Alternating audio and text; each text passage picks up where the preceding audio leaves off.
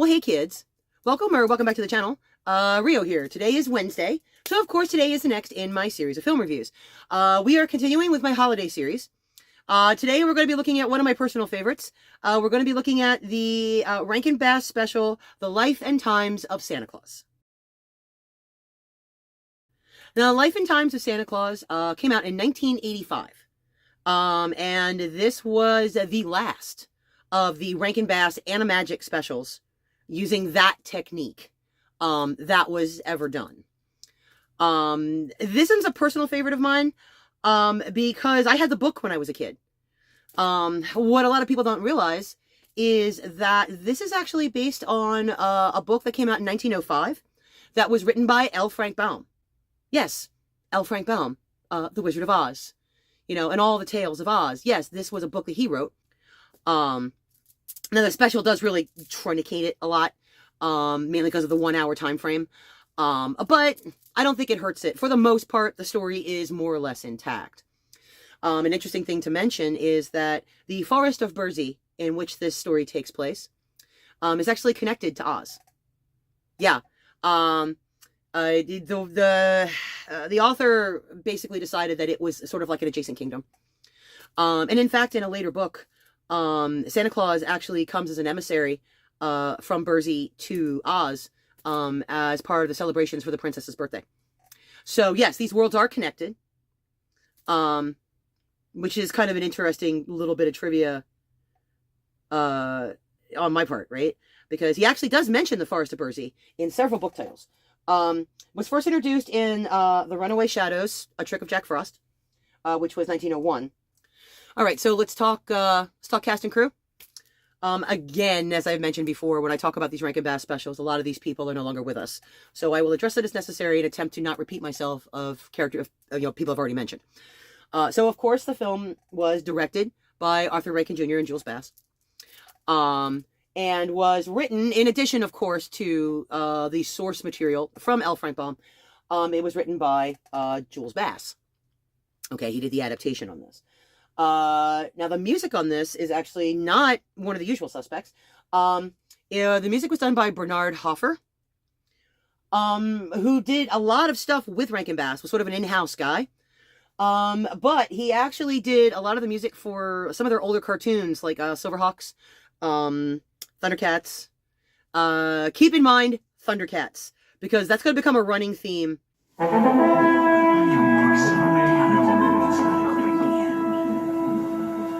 How shall I begin this story of the life and adventures of Santa Claus? So what's happening in the story is that the like a League of Immortals, sort of like a committee, I guess. They're the heads of all the various races that live in and around Burzee. So the head of the fairies, the head of the orcs, the head of the trolls, the head of the, right? Okay, they're all been gathered by a huntsman called the Great Ack. And the Great Ack wishes to present Santa Claus with immortality. There is a magic item, the Mantle of Immortality, that will allow him to live forever to continue his mission to work with children of the world. So as this meeting begins, it's the Great Ack making his case. It was a short 60 years or so ago, an instant in immortal time, that I came upon the babe, abandoned in the snowy woods at the very edge of the forest. Thus telling the story of Santa Claus and how he came to be the person he is now, and why he feels he's worthy of this gift. Great Ack, what is a child? You were always as you are now, Necile, as immortals will always be, and you know nothing of children because there are none among us. And all of the creatures contribute and watch him grow up. And so it's a whole thing, right? And it's actually a very lovely story because it gives you, you know, basically this is Santa Claus growing up. This is how he became to be who he was and why he is where he is and why he does the things that he does. So it's a very wholesome story. It's very pure. And that's one of the things about it that I think makes it a lasting story.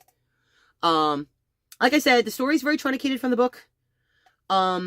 One of the really interesting things that's added to this story is there is a character added, a character called Tingler, who's kind of like a dryadish kind of character and can speak every language, including he can talk to flowers, he can talk to butterflies, right?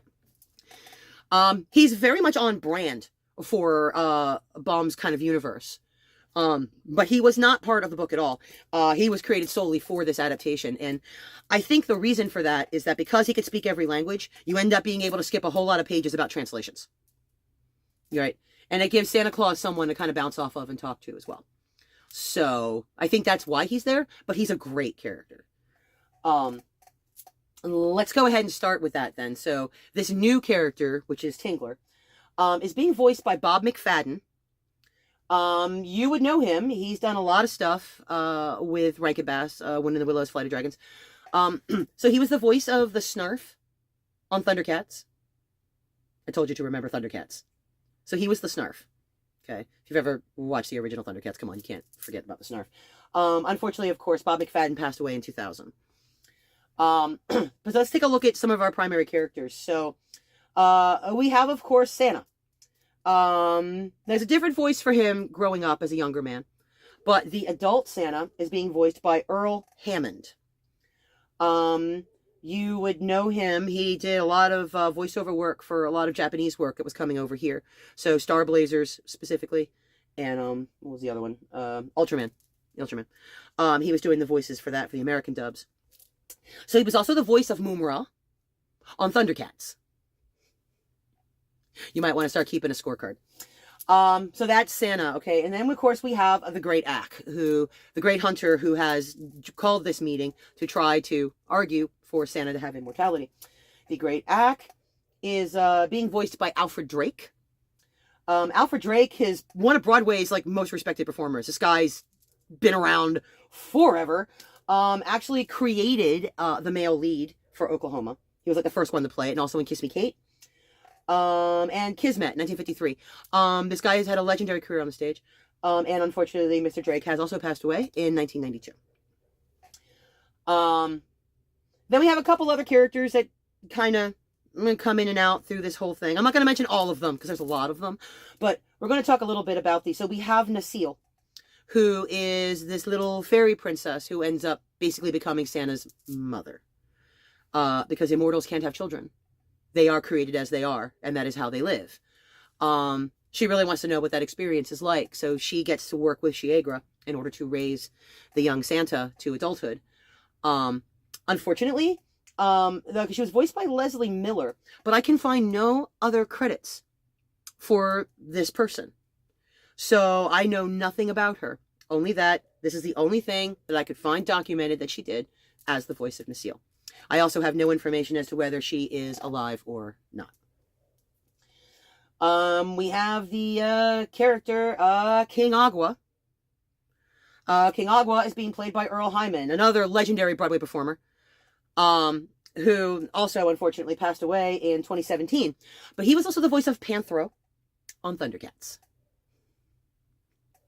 Yeah, you keeping track? Okay. Then we have, let's see, who else we got here? We have, the commander of the Wind Demons. One of the emissaries that comes to this meeting. Is being voiced by Larry Kenney. So he was the voice of Lion-O on Thundercats. Love it. And then, of course, we have Queen Zerlina, another one of the emissaries to this, to the thing. So she was the voice of Chitara on Thundercats. It's a whole Thundercats reunion, kids. And then last we have, everybody else. We have a lot of these other characters that are voiced by the same person. We have that again in this one. This time we have an actor named Peter Newman, who played Tigra on Thundercats. There it is, kids. That's the whole cast, except for Kit and Kat. We're good to go. So yeah, this one has always been a personal favorite of mine. I think the animagic style lends very well to these kind of characters.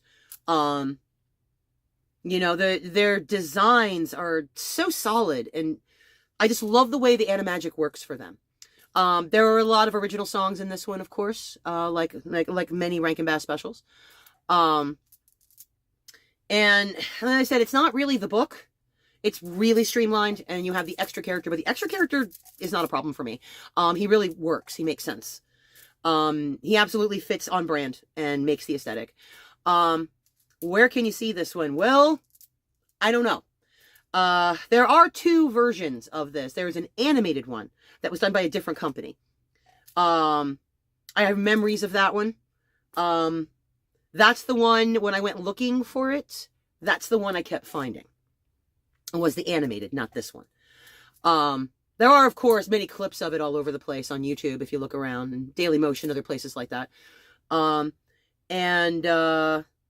They used to air it on like Freeform, Hallmark Channel, you know, the family channels, the ones that always did like the 25 Days of Christmas stuff. They used to air this one.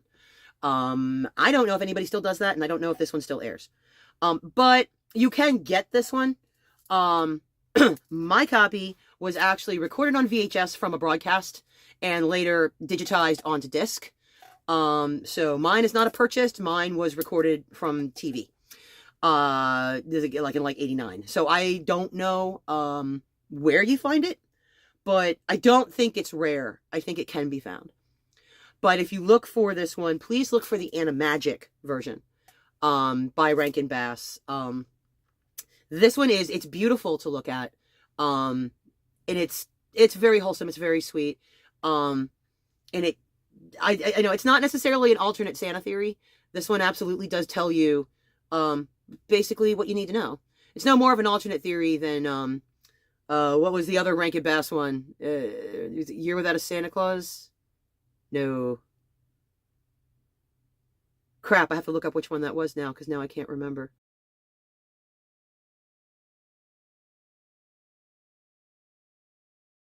I really love this one. I think this one's really sweet. I think it's really beautiful. And if you want to know more, you can look for the book, same title, by L. Frank Baum. I would imagine it wouldn't be hard to find these days. Okay, so I guess that's it for me on this one.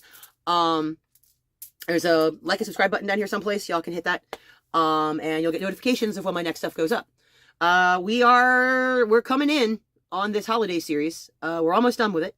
So join me for the rest of these, and then I'll figure out what I'm doing after that. So hopefully I'll see you guys next time. Bye.